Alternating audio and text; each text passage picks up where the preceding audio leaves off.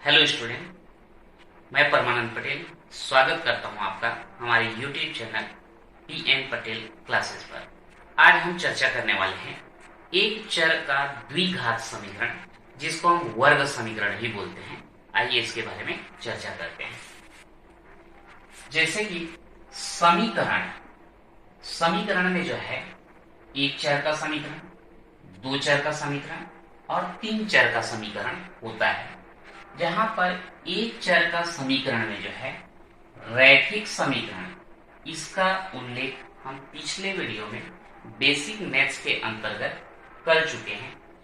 दूसरा होता है दो चर का समीकरण। तो ये दो चर के समीकरण में रैखिक समीकरण के बारे में भी हम पिछले वीडियो में जो है उल्लेख कर चुके हैं। अब यहाँ पर आज जो हम देखने वाले हैं एक चर का द्विघातीय समीकरण, एक चर का द्विघातीय समीकरण, जिसको हम वर्ग समीकरण भी कहते हैं। इसके बारे में जो है आज चर्चा करने वाले हैं। तो आइए देखते हैं ये वर्ग समीकरण या एक चर का द्विघातीय समीकरण होता क्या है। तो ऐसा समीकरण जिसमें एक चर राशि का अधिकतम घात 2। यहां पर ध्यान देना है कि ऐसा समीकरण आपको लेना है जिसमें केवल एक चर राशि हो और उस चर राशि का अधिकतम घात कितना हो, 2 हो, तब उसको हम क्या बोलते हैं, वर्ग समीकरण कहते हैं। एग्जाम्पल के तौर पे 2x वर्ग धन 3x धन 4 बराबर 0। यहाँ पर चर राशि हमको मिला क्या, x, और इस चर राशि का कौन कौन सा घात दिया गया है, यहाँ पर है 2 और यहाँ नहीं दिख रहा है, मतलब कितना है 1। लेकिन यहाँ पर चर राशि x का अधिकतम घात की बात करें तो कितना है, 2 है। इसलिए यह आपका क्या कहलाएगा, वर्ग समीकरण कहलाएगा। दूसरा देखते हैं x का वर्ग ऋण 9 बराबर 0। यहाँ पर चर राशि क्या मिला, x, और इसका अधिकतम घात कितना मिला, 2। तो ये भी आपका क्या कहलाएगा, वर्ग समीकरण कहलाएगा। तो इसके आधार पर जो है वर्ग समीकरण का मानक रूप अगर देखा जाए तो ये हमको मिलता है ax वर्ग धन bx धन c बराबर 0। ये आपका वर्ग समीकरण का मानक रूप कहलाता है, जहां पर ये a, b और c तीनों के तीनों क्या हैं, अचर राशि हैं। और ध्यान रहे a का मान जो है 0 नहीं होना चाहिए। क्यों नहीं होना चाहिए, अगर यहाँ पर a का मान 0 हो गया तो वो कैसा होगा, उसका ये देख लेते हैं। 0 into x square plus b x plus c equal 0। चूंकि 0 का गुणा करेंगे तो ये पूरा फैक्टर 0 हो जाएगा, बचेगा क्या, B x plus c equal 0। तो यहाँ पर चर राशि का अधिकतम घात कितना रह गया, 1, और इस प्रकार से ये वर्ग समीकरण नहीं कहलाएगा। तो ध्यान रखना है आपको, मानक रूप यानी कि ax वर्ग धन bx धन c बराबर 0 होता है, जहां पर a नॉट इक्वल टू 0 होना चाहिए। और यहाँ पर साथ में b और c और क्या है, अचर राशि है। यहाँ पर a भी साथ में क्या होता है, अचर राशि ही होता है। तो इस प्रकार से होता है आपका वर्ग समीकरण, या फिर जिसको बोलते हैं एक चर का द्विघात समीकरण। यहाँ पर इसके दो प्रकार होते हैं। ये जो वर्ग समीकरण लिया जा रहा है दो प्रकार होता है। एक तो होता है शुद्ध वर्ग समीकरण। शुद्ध वर्ग समीकरण मतलब ऐसा समीकरण जिसमें जो है x का घात केवल 2 हो और कुछ नहीं, तब वो कहलाता है वर्ग समीकरण में शुद्ध वर्ग समीकरण। जैसे x का वर्ग ऋण 4 बराबर 0। यहाँ पर x का घात कितना है, 2 और कुछ नहीं, इसलिए हम इसको क्या बोलेंगे, शुद्ध वर्ग समीकरण। दूसरा क्या होता है, मिश्रित वर्ग समीकरण। अब ये मिश्रित वर्ग समीकरण में क्या आएगा, चर राशि का घात 2 तो रहेगा, x का वर्ग, लेकिन घात 1 भी होता है। यहाँ पर देखो घात 2 होने की वजह से वर्ग समीकरण तो बोल दिए, लेकिन यहाँ पर घात 1 भी रहता है। तो इस टाइप का समीकरण यदि आता है तब इसको हम क्या बोलते हैं, मिश्रित वर्ग समीकरण कहते हैं। आइए देखते हैं प्रश्नावली 1। निम्नलिखित में से वर्ग समीकरण चुनिए। हमको पहचान करना है कि इनमें से कौन सा वर्ग समीकरण है और कौन सा नहीं है। ध्यान रखना, वर्ग समीकरण होने के लिए हमको उस वर्ग समीकरण का मानक रूप जो है मिलना चाहिए। जैसे मानक रूप बोलने से ax वर्ग धन bx धन c बराबर 0। इस फॉर्मेट में यदि कोई समीकरण है या जो भी समीकरण दिया गया है उसको इस फॉर्मेट में अगर हम बदल सकें तब जो है वो क्या कहलाएगा, वर्ग समीकरण कहलाएगा, अन्यथा नहीं। तो आइए देखते हैं। पहला क्वेश्चन देखते हैं, x वर्ग धन 3x ऋण 2 बराबर 0। बिल्कुल ये जो है सेम इस फॉर्मेट में है, घात x का घात 2 x का घात 1 और अचर राशि, x का घात 2 x का घात 1 और अचर राशि। तो ये जो है आपका वर्ग समीकरण है। सेकेंड अगर देखा जाए, x का वर्ग धन 1 बटे x बराबर 0। अब ये जो है इस फॉर्मेट में तो है नहीं, हम कोशिश करते हैं इस फॉर्मेट में लाने का। कैसे लाएंगे इसको, x का वर्ग धन 1 बटे x बराबर 0। अब यहाँ बटे 1 लिख सकते हैं। इन दोनों का अगर लघुत्तम लोगे तो आएगा कितना, x।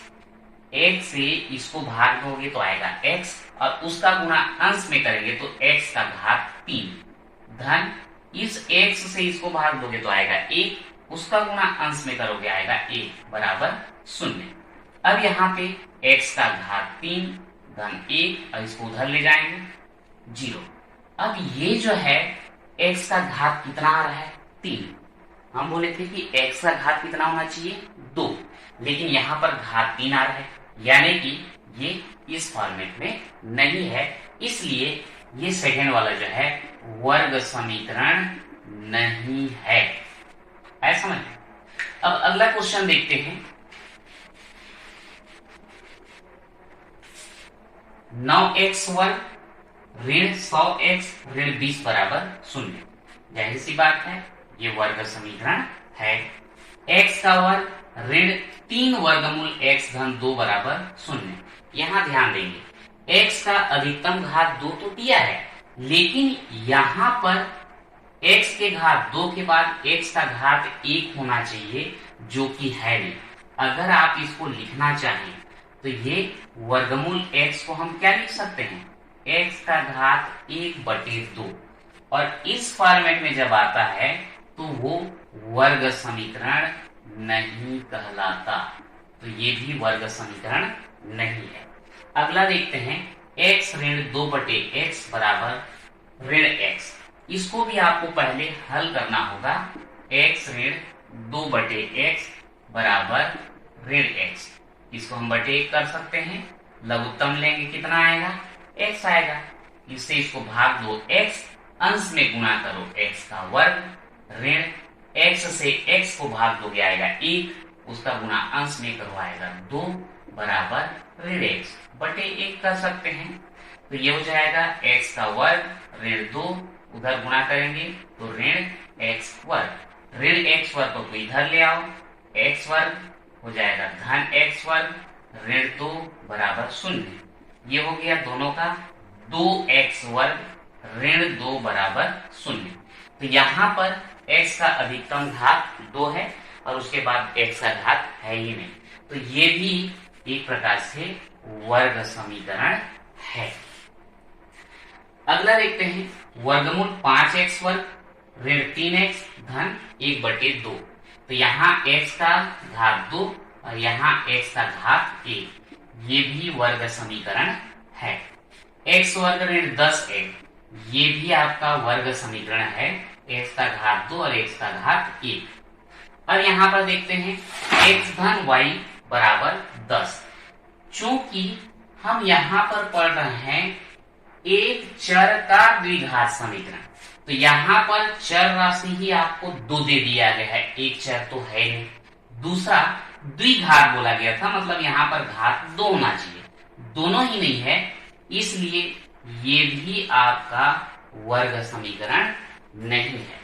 अगला देखते हैं, x धन 5 बराबर 7। ये भी आपके इस मानक रूप के फॉर्मेट में नहीं आता, इसलिए ये भी वर्ग समीकरण नहीं है। अब अगला है x गुणित x ऋण 8 बराबर 0। तो ये आपका वर्ग समीकरण के मानक रूप में आ जाएगा। कैसे आ जाएगा? x और x का गुणा x वर्ग, x का गुणा ऋण 8 से, तो ऋण 8x बराबर 0। तो ये x का घात 2 भी है और यहाँ पर x का घात 1 भी है। तो ये भी आपका वर्ग समीकरण है। तो इस प्रकार से जो है हम देख सकते हैं कि कौन सा वर्ग समीकरण है और कौन सा वर्ग समीकरण नहीं है।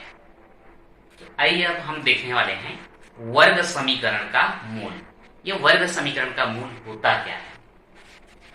तो वर्ग समीकरण के मूल के लिए आपको बता दूं कि अगर कोई समीकरण दिया गया है तो वर्ग समीकरण में चर राशि का ऐसा मान जिसके लिए समीकरण का लेफ्ट हैंड साइड और राइट हैंड साइड आपस में कैसे हो जाए? बराबर।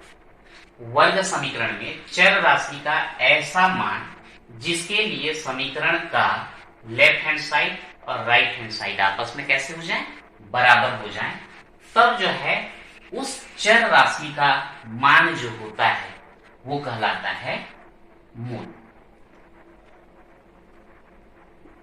हो तो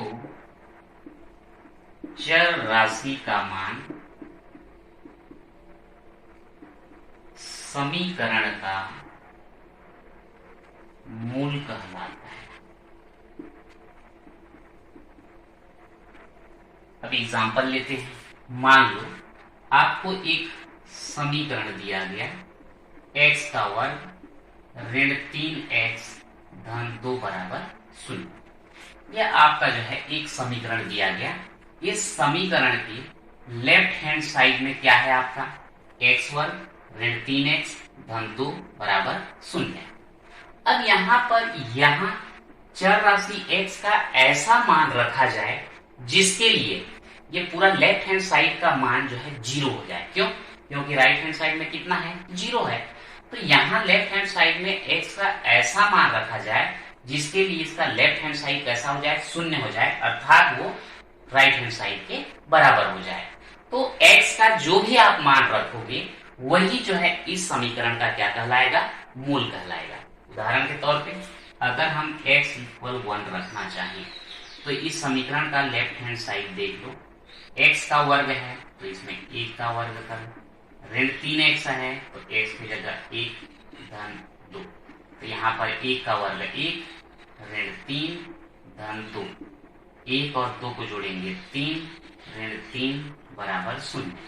तो ये x इक्वल 1 के लिए समीकरण का लेफ्ट हैंड साइड और राइट हैंड साइड आपस में कैसे हो रहे हैं? बराबर। तो ये जो x बराबर 1 जो लिया गया है यही आपका समीकरण का क्या कहलाता है? मूल कहलाता है। तो इसी प्रकार से जो है हम x का मान रख करके उसको देख सकते हैं। यदि हम यहाँ पर x का मान जो है 2 रख दें तो क्या होगा?